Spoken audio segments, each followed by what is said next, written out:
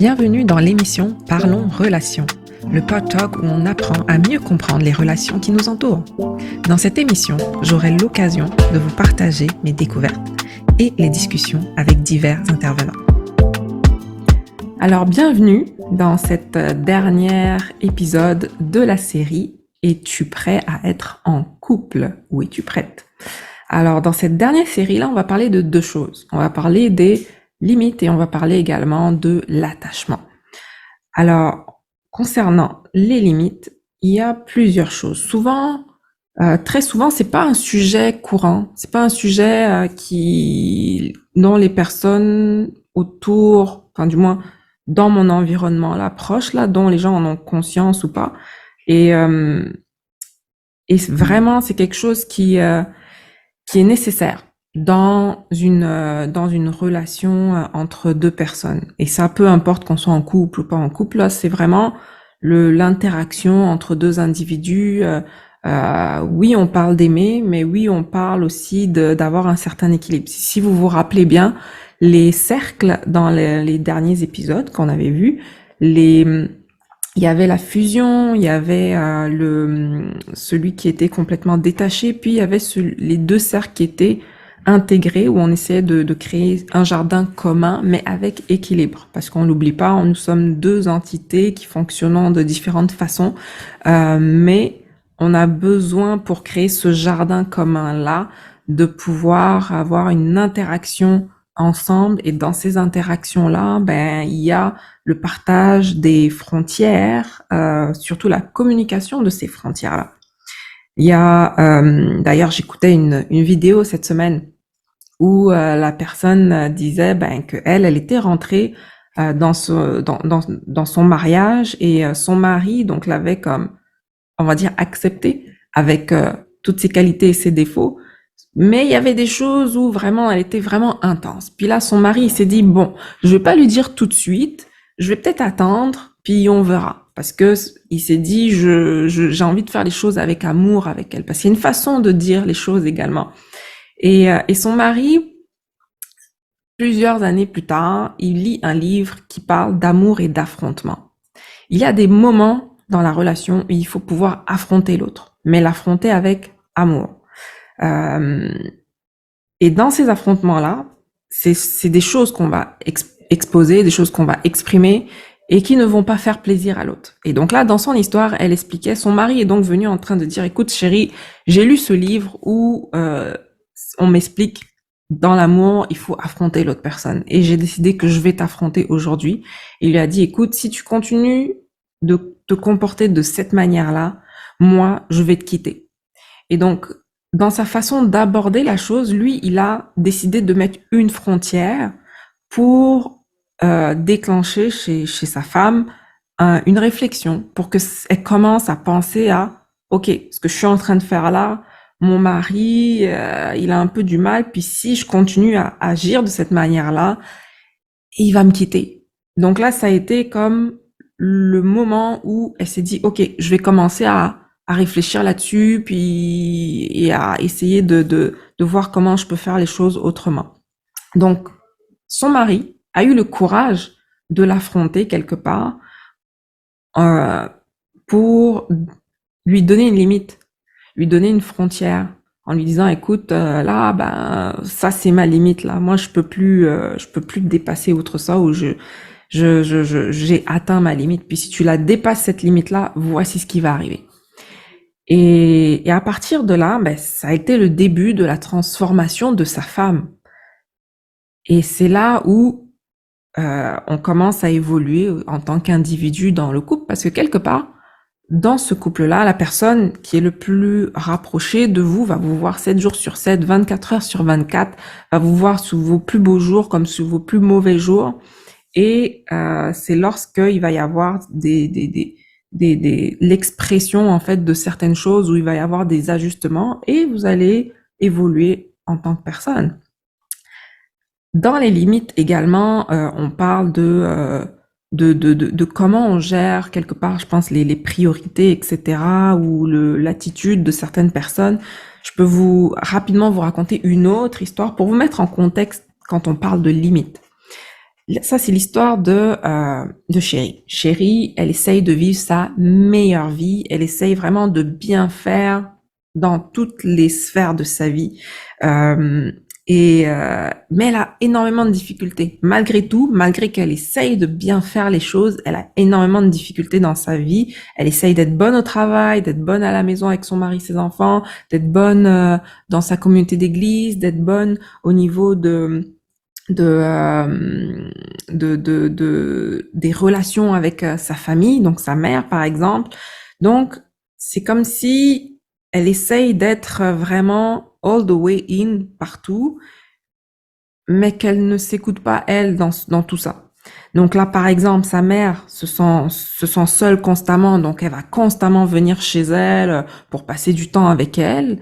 Son boss, qui lui ne prend pas ses responsabilités, décide de lui remettre un travail que lui il devait faire, alors que et finalement il lui délègue sur certaines choses. Donc elle prend tout le stress de son boss alors qu'elle devrait pas. Son amie qui lui fait une crise, puis là, elle se sent coupable de cette crise-là et tout, alors qu'au final, quelque part, son amie, elle est en train de gérer quelque chose qui lui appartient, donc ça ne lui appartient pas, mais elle essaye d'aider son amie. Euh, Son leader d'église qui lui demande de dernière minute, est-ce que tu peux faire un remplacement pour quelque chose et tout. Bon, visiblement, elle n'est pas capable de dire non à toutes ces demandes-là. Donc sa mère est en demande, son ami est en demande, son boss est en demande, son leader d'église est en demande, euh, son mari également est en demande. Et c'est comme une série d'engagements qu'elle a fait en disant oui, oui, oui, oui, oui, oui, oui, oui. Et au final, elle s'est oubliée là-dedans. Et c'est là, quand on parle de limite, c'est quelle est la limite que tu dois te donner à toi, parce qu'on a tous des capacités limitées. Et il faut les respecter quelque part. Là, si je continue, je dirais que le problème de limite qu'on n'a pas pu communiquer au bon moment, c'est ça qui va venir créer un débalancement.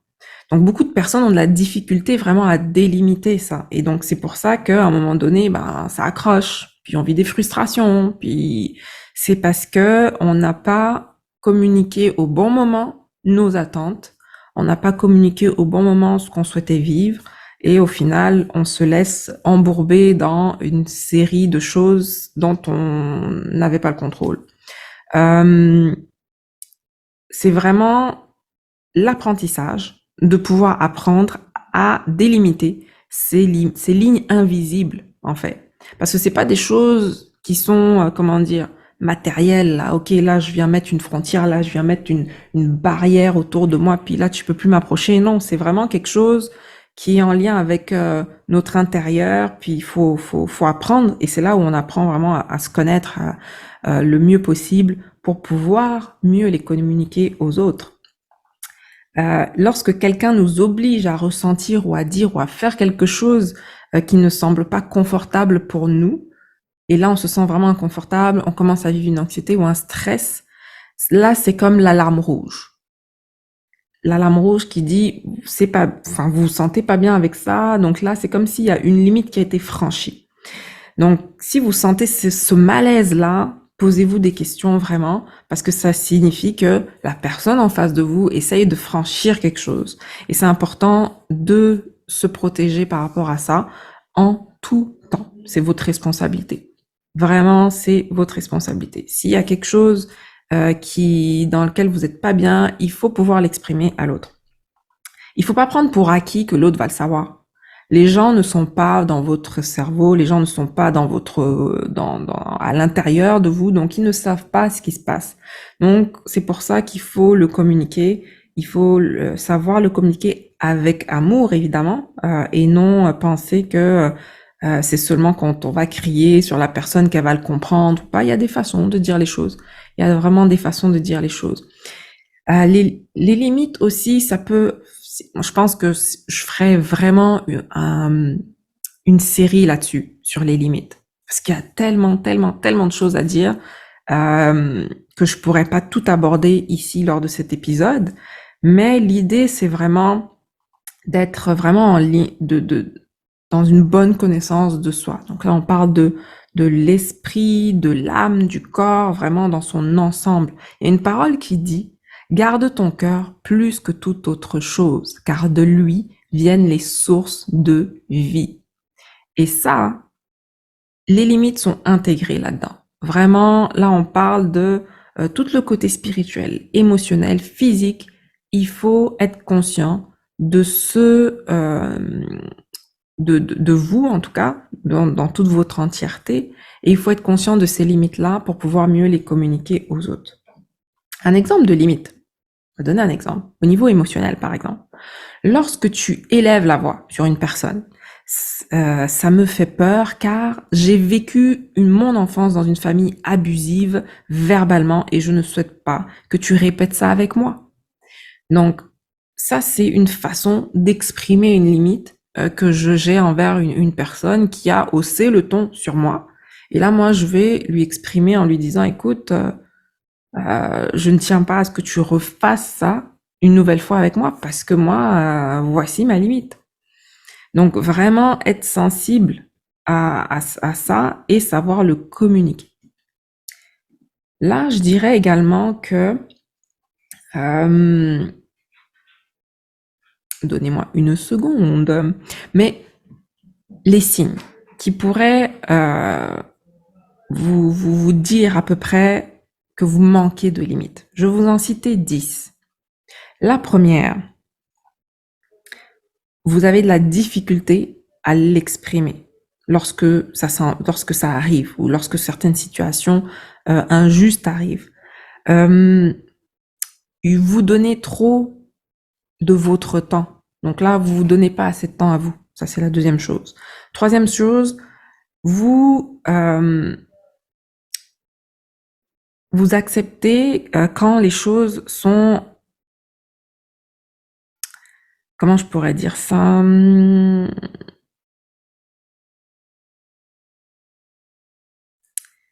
vous acceptez les choses même si vous êtes en désaccord avec ça.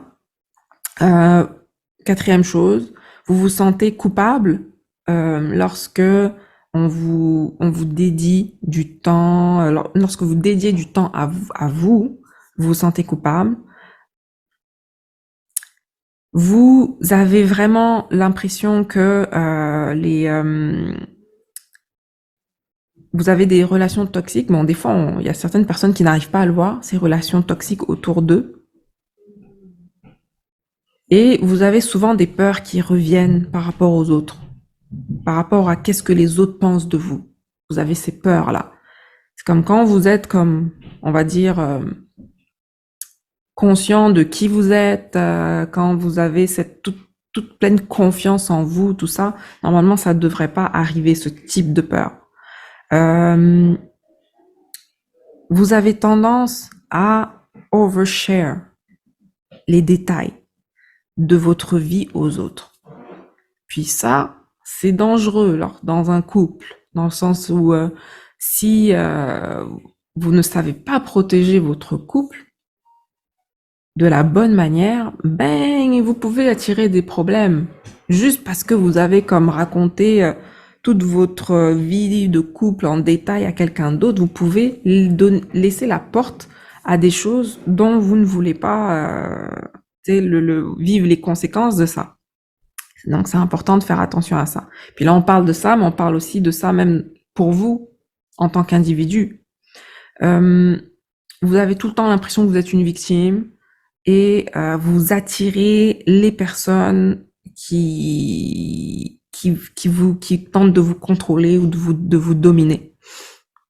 Donc tout ça, c'est des choses qui font en sorte que si vous avez l'impression, dans tout ce que je vous ai cité là, que vous le vivez, ça peut avoir avec le fait que vous manquez de certaines limites.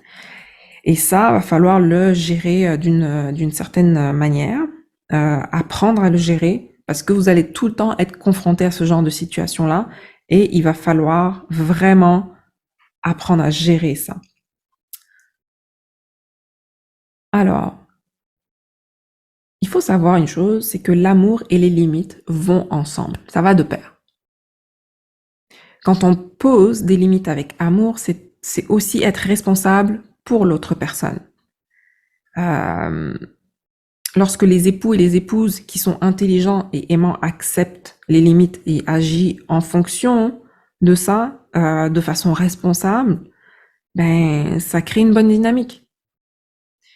Mais lorsqu'ils sont contrôlants et trop centrés sur eux, ils agiront agressivement face à ces limites. Et c'est ça qu'on veut éviter. Donc les limites aident à créer une balance. Rappelez-vous les cercles. On veut créer un équilibre entre ces deux cercles-là. On veut créer un territoire commun où chacun sait ce qu'il a à faire, chacun sait c'est quoi les choses à ne pas dépasser, etc. Pour avoir une belle relation, c'est indispensable. Lorsque là on pense que ok, c'est quoi le moment où il faut communiquer tout ça, je dirais le plus tôt possible. C'est comme c'est parfois vous allez vous vivre des situations et vous allez devoir le communiquer après avoir vécu ces situations-là. Parce que c'est pas tout qu'on va savoir non plus, hein. C'est comme, c'est pas dès les premiers dates, là, où t'arrives, ok, bon, voici mes limites, ta, ta, ta, ta, ta, ta. Non, c'est pas ça qu'on dit. On dit juste, il faut pouvoir le faire au bon moment, euh, de façon appropriée. C'est vraiment de oser le dire au bon moment. Ne pas essayer de faire fuir l'autre non plus parce que c'est pas ce qu'on veut. Si tu franchis cette limite, je vais me sentir mal pour les raisons suivantes. Ta, ta, ta, ta, ta, ta, ta, ta. C'est vraiment juste de pouvoir l'exprimer au bon moment. Quelques conseils que je dirais par rapport à ça. Le date, par exemple, n'est pas une cure pour se sentir moins seul. Ça, il faut se le dire. Les gens qui veulent à tout prix être en couple parce qu'ils veulent pas ressentir un vide, apprenez à vivre avec vous-même d'abord avant d'essayer de vivre avec quelqu'un d'autre. Je ressens un manque, alors je veux le combler en passant du temps avec une personne. Ne crois pas que ton époux va combler ton manque affectif parce que c'est seulement Dieu qui a ce pouvoir-là de pouvoir te combler complètement. Évite d'entrer dans une relation que tu ne souhaites pas ou de te retrouver dans une relation où la personne peut être manipulateur ou contrôlant ou être avec une personne qui n'est pas compatible avec toi. C'est pour ça qu'il faut prendre le temps de réaliser quel est le genre de personne qui est en face de nous et ne pas essayer de vivre à tout prix son rêve hollywoodien. Là. Non, c'est vraiment d'essayer de jauger est-ce que oui, c'est possible, est-ce qu'on est compatible, est-ce que se poser les bonnes questions enfin et apprendre à gérer tout ça.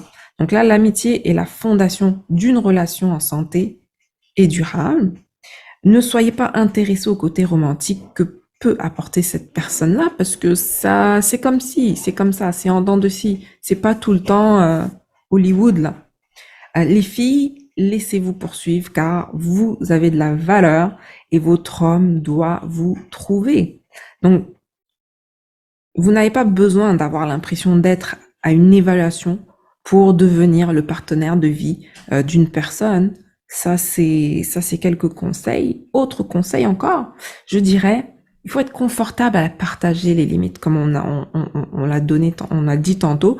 Tu ne peux pas espérer ce que tu n'exprimes pas. L'autre n'est pas dans ta tête. Ça, il faut le comprendre, il faut le savoir. Lorsque vous partagez vos limites, soyez attentif à la réaction de l'autre. Est-ce qu'il va les accepter ou pas? Parce que là, ça peut être un red flag. S'il ne les accepte pas, ça veut dire qu'il n'a pas de respect envers ce que vous lui partagez là. Donc, il va falloir réfléchir. Ok, s'il n'est pas prêt à accepter ça, qu'est-ce que ça veut dire? Est-ce que je veux continuer ou pas? Est-ce que je suis prête ou pas?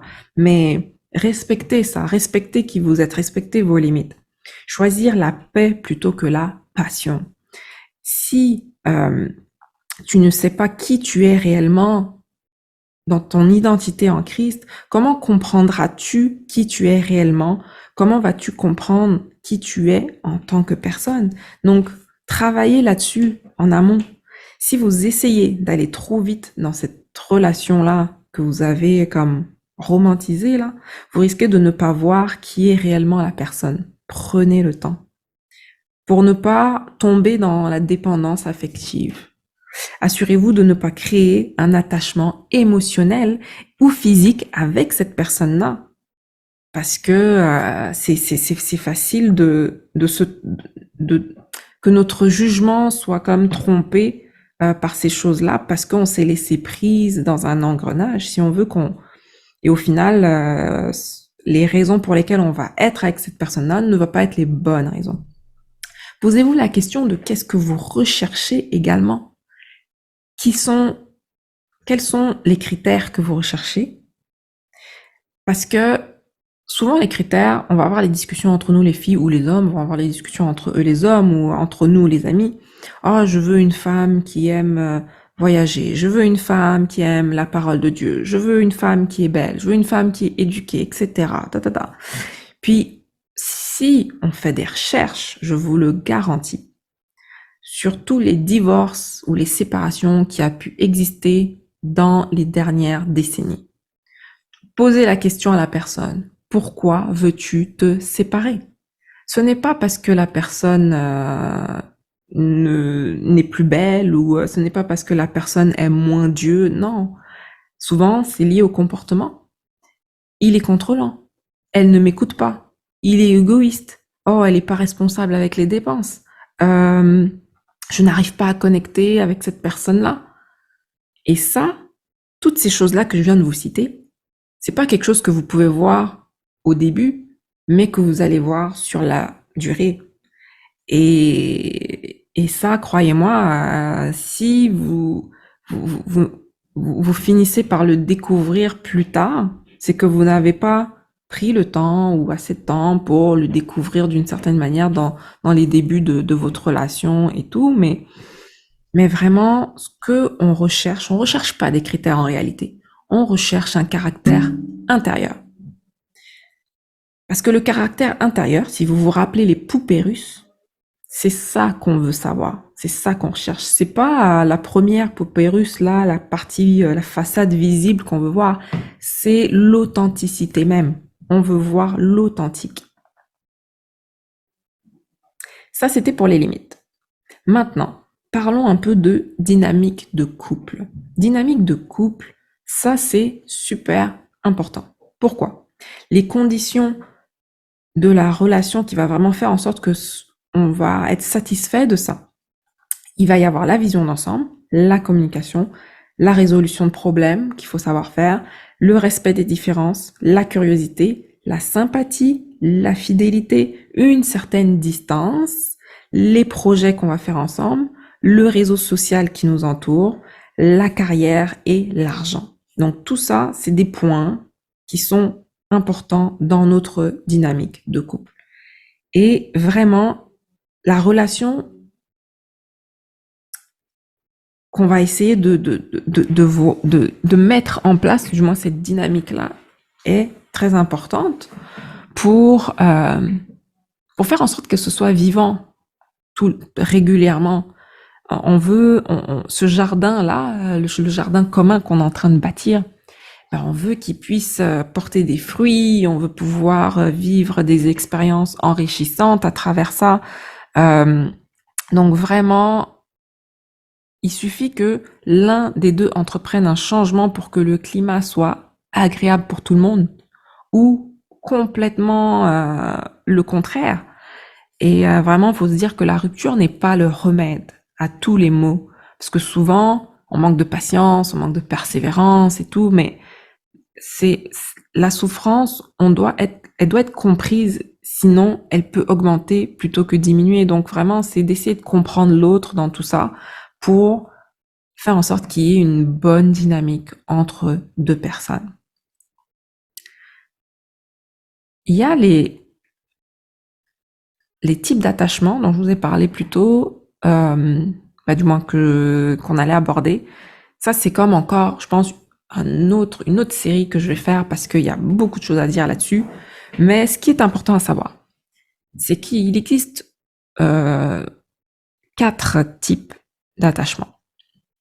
Le type d'attachement sécurisant, c'est le type d'attachement qui représente une personne mature. Il y a le type d'attachement anxieux qui représente quelqu'un qui veut vivre la fusion. Il y a le type d'attachement évitant qui représente la personne qui veut vivre complètement la relation à l'opposé là. Et il existe l'attachement désordre. Désordre, alors ça c'est vraiment les personnes qui ont vécu vraiment des traumas très très très lourds d'agressivité ou de viol ou vraiment des choses vraiment très très compliquées qui peuvent emmener à avoir des types d'attachements qui sont pas qui sont compliqués, toujours à faire des choix compliqués, à vivre des relations compliquées. Donc c'est un peu ça. Là, je le dis de façon globale comme ça, mais ce que je peux dire, c'est que si vous vous retrouvez dans un type d'attachement anxieux, c'est difficile pour que cette relation-là puisse durer. Si vous vous retrouvez entre anxieux et sécurisant, peut être possible parce que la personne qui est sécurisant, donc mature, va pouvoir tirer l'anxieux vers le sécurisant. Parce que oui, vous pouvez être comme ça aujourd'hui, mais ça peut changer. Vous pouvez vous transformer, vous pouvez évoluer à travers votre relation également. Et c'est ça la bonne nouvelle, c'est que si vous vous retrouvez soit dans de l'anxieux, de l'évitant ou le désordre, vous n'êtes pas condamné à rester comme ça. Vous pouvez vivre une transformation malgré tout, puis pour aller vers du sécurisant. Donc c'est pour dire qu'il y a des combinaisons qui marchent plus que d'autres. Mais je dirais que idéalement, sécurisant peut aller avec tous les autres ou avec sécurisant. Et c'est ça qui est intéressant, mais si vous voulez plus d'informations là-dessus, c'est sûr que je pense que je partagerai des références à travers cet épisode-là pour que vous puissiez vous renseigner. Mais c'est vraiment un sujet assez vaste qui peut vous aider énormément dans ce que vous êtes en train de vivre ou ce que vous comptez vivre dans le futur, mais ça va vous permettre de voir quels sont vos déclencheurs, pourquoi vous vous comportez d'une certaine manière et tout. Donc, moi, je vais m'arrêter là pour aujourd'hui. Donc, j'ai fait comme un aperçu sur l'attachement, mais je ferai une série là-dessus, c'est certain. Alors, on arrive à la fin de cet épisode. J'espère que ça a été vraiment très très très enrichissant pour vous parce que là ça a été une longue série de beaucoup de choses, beaucoup d'informations. L'idée c'est que vous puissiez avoir une réflexion sur ce sujet-là, que vous posiez les bonnes questions pour faire le meilleur choix possible pour votre vie. Moi je le souhaite, c'est que vous puissiez vivre des relations heureuses, des relations durables et vraiment que vous puissiez grandir en tant qu'individu de la plus belle des façons. C'est vraiment mon souhait. Si vous avez des commentaires, n'hésitez pas selon la plateforme où vous êtes à le faire et partagez également si vous avez aimé cet épisode-là au plus grand nombre. À bientôt. Au revoir. Parlons Relations, l'émission qui nous permet de développer nos connaissances dans les relations avec nous et les autres.